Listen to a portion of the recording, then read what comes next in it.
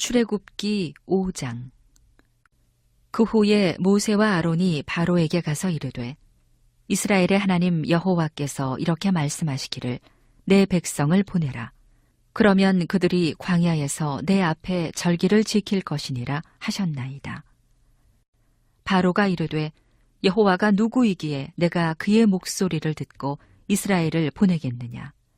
나는 여호와를 알지 못하니 이스라엘을 보내지 아니하리라.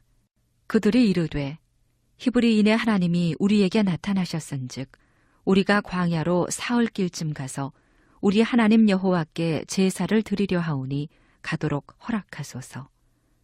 여호와께서 전염병이나 칼로 우리를 치실까 두려워하나이다. 애굽 왕이 그들에게 이르되, 모세와 아론아, 너희가 어찌하여 백성의 노역을 쉬게 하려느냐? 가서 너희의 노역이나 하라.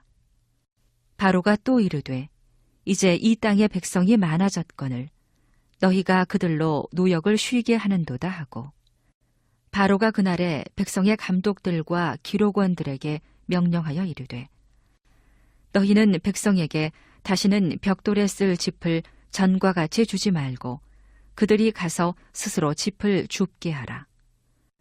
또 그들이 전에 만든 벽돌 수효대로 그들에게 만들게 하고 감하지 말라. 그들이 게으름으로 소리질러 이르기를 우리가 가서 우리 하나님께 제사를 드리자 하나니, 그 사람들의 노동을 무겁게 함으로 수고롭게 하여 그들로 거짓말을 듣지 않게 하라. 백성의 감독들과 기록원들이 나가서 백성에게 말하여 이르되, 바로가 이렇게 말하기를 내가 너희에게 짚을 주지 아니하리니 너희는 짚을 찾을 곳으로 가서 주우라. 그러나 너희 일은 조금도 감하지 아니하리라 하셨느니라. 백성이 애굽 온 땅에 흩어져 곡초 그루터기를 거두어다가 짚을 대신하니 감독들이 그들을 독촉하여 이르되, 너희는 짚이 있을 때와 같이 그날의 일을 그날에 마치라 하며, 바로의 감독들이 자기들이 세운 바 이스라엘 자손의 기록원들을 때리며 이르되, 너희가 어찌하여 어제와 오늘에 만드는 벽돌의 수효를 전과 같이 채우지 아니하였느냐 하니라. 이스라엘 자손의 기록원들이 가서 바로에게 호소하여 이르되, 왕은 어찌하여 당신의 종들에게 이같이 하시나이까? 당신의 종들에게 짚을 주지 아니하고 그들이 우리에게 벽돌을 만들라 하나이다. 당신의 종들이 매를 맞사오니 이는 당신의 백성의 죄니이다. 바로가 이르되, 너희가 게으르다 게으르다. 그러므로 너희가 이르기를 우리가 가서 여호와께 제사를 드리자 하는도다. 이제 가서 일하라. 짚은 너희에게 주지 않을지라도 벽돌은 너희가 수량대로 바칠지니라. 기록하는 일을 맡은 이스라엘 자손들이 너희가 매일 만드는 벽돌을 조금도 감하지 못하리라 함을 듣고 화가 몸에 미친 줄 알고, 그들이 바로를 떠나 나올 때에 모세와 아론이 길에 서 있는 것을 보고 그들에게 이르되, 너희가 우리를 바로의 눈과 그의 신하의 눈에 미운 것이 되게 하고 그들의 손에 칼을 주어 우리를 죽이게 하는도다. 여호와는 너희를 살피시고 판단하시기를 원하노라. 모세가 여호와께 돌아와서 아뢰되, 주여 어찌하여 이 백성이 학대를 당하게 하셨나이까? 어찌하여 나를 보내셨나이까? 내가 바로에게 들어가서 주의 이름으로 말한 후로부터 그가 이 백성을 더 학대하며 주께서도 주의 백성을 구원하지 아니하시나이다. 오늘은 그림자 없는 사람이라는 제목으로 함께 말씀을 나누고자 합니다. 그림자를 판 사나이라는 소설을 보면은 그림자를 돈을 받고 악마에게 파는 이야기가 나옵니다. 그림자 없이 살아가는 이 사람의 고통을 그리기도 하지요. 여기서 그림자는 자신의 영혼, 자신의 정체성을 잃어버린 현대인들을 말해주고 있습니다. 오늘 본문을 보면 자신이 하나님의 백성이라는 이 정체성을 잃어버리고 살아가는 하나님의 백성들의 모습을 보여주고 있습니다.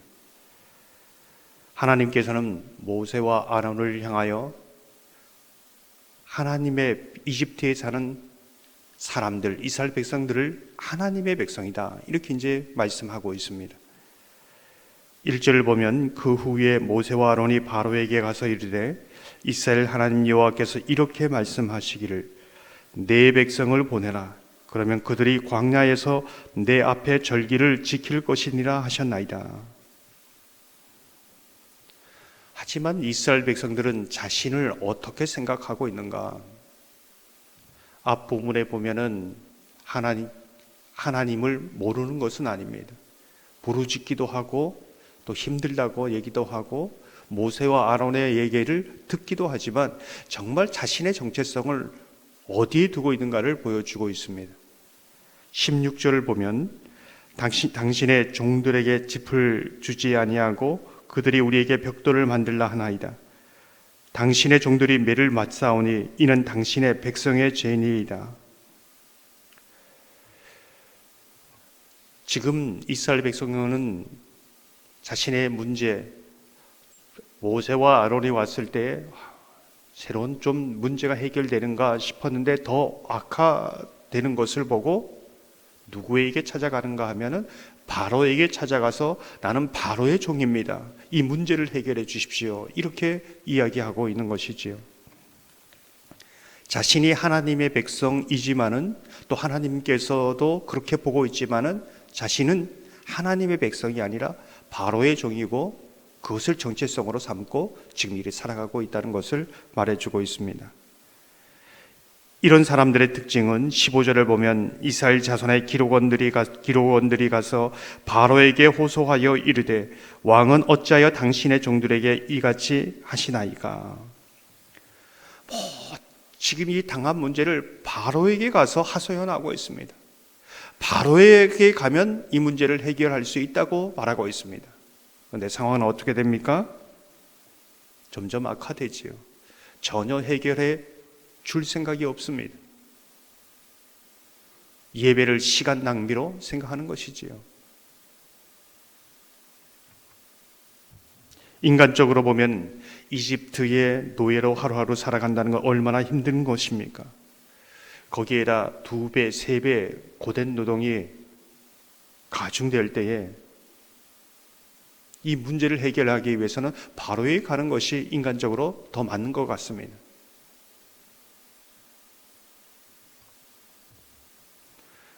근데 우리가 중요한 것은 그가 자신을 누구로 생각하고 바로에게 갔는가, 이렇게 이것을 보아야 합니다.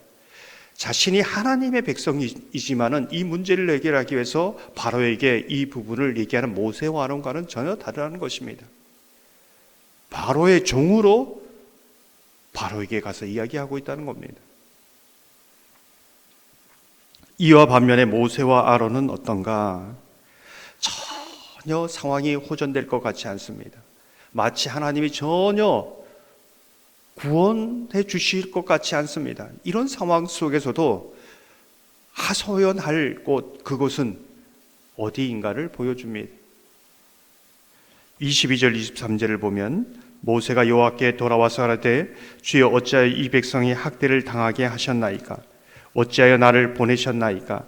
내가 바로에게 들어가서 주의 이름으로 말한 후로부터 그가 이 백성을 더 학대하며 주께서도 주의 백성을 구원하지 아니하시나이다. 하나님의 말씀을 듣고 믿음으로 순종해 갔는데 상황은 더 심각해져 버렸습니다. 뭔가 잘못된 것 같습니다. 인간적으로 보면은 왜 하나님의 말씀대로 믿음으로 순종했는데 이런 결과가 났습니까? 더 상황은 악화됩니까? 하나님이 보내신 건 맞습니까? 이렇게 이제 말할 수 있는 것이지요.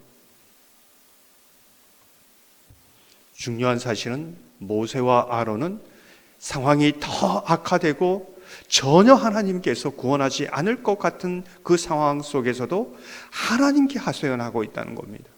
하나님 외에는 다른 소망이 없는 사람, 이 사람을 그림자 있는 사람, 하나님 백성이라는 정체성을 가진 사람들이다, 이렇게 이제 볼 수 있는 것이지요. 오늘 성경은 누구의 사람으로 살아가고 있는가? 이제 이것을 저와 여러분에게 묻고 있습니다. 상황이 좋아져서 때론 상황이 더 악화된다 할지라도 우리가 하소연하고 소망을 둘 것은 하나님이고 우리는 하나님 백성이라는 이 고백을 가지고 저와 여러분이 살아가시기를 주님의 이름으로 축원합니다. 이 시간 말씀을 생각하면서